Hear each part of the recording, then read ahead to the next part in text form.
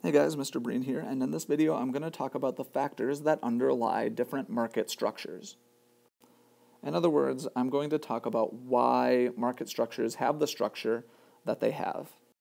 Okay, the first factor that causes different kinds of market structures is barriers to entry, and this one is very important. So a barrier to entry is anything that prevents a firm or makes it more difficult for a firm to enter an industry. So there are lots of different kinds of barriers to entry. So, for example, there are just,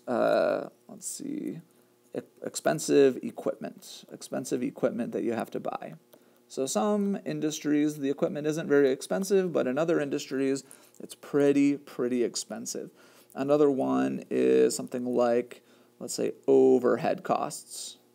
Okay, now equipment can be a part of that, but it might be something like, well, certain kinds of industries, you're going to lose money for 10 years before you start to make any money. So not everybody can afford something like that.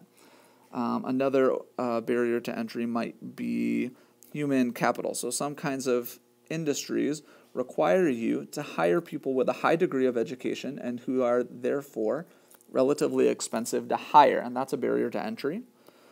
Regulations could be a barrier to entry. Regulations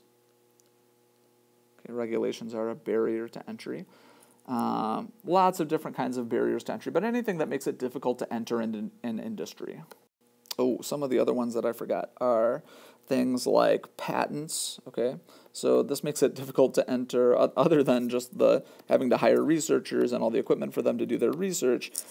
Patents are another barrier to entry, okay?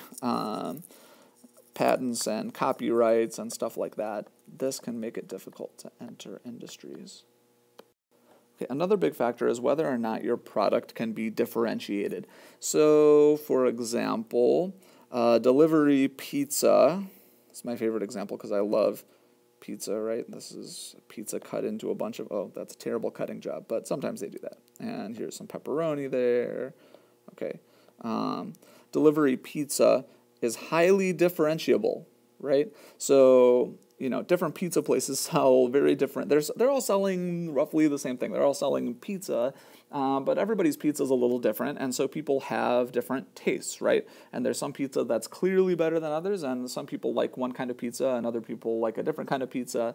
But that's a highly differentiated, highly differentiable product. And a lot of products are able to be differentiated in different ways, but some other products are more difficult to differentiate. So, like, for example, an apple. That's an apple right there. Apples are pretty much apples. Now, maybe some regions of the country or of the world produce better apples than others, but for the most part, an apple is an apple, so not highly differentiable. Okay, finally, different market structures are also caused by differing economies of scale.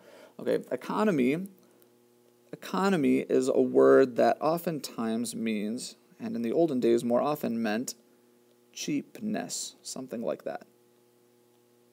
Okay, if you sought economy, what you sought was not to spend a lot of money, and scale means size. So in some industries, you can produce things for a lot cheaper if you are a bigger company. In other words, there is an economy that comes with being a big company.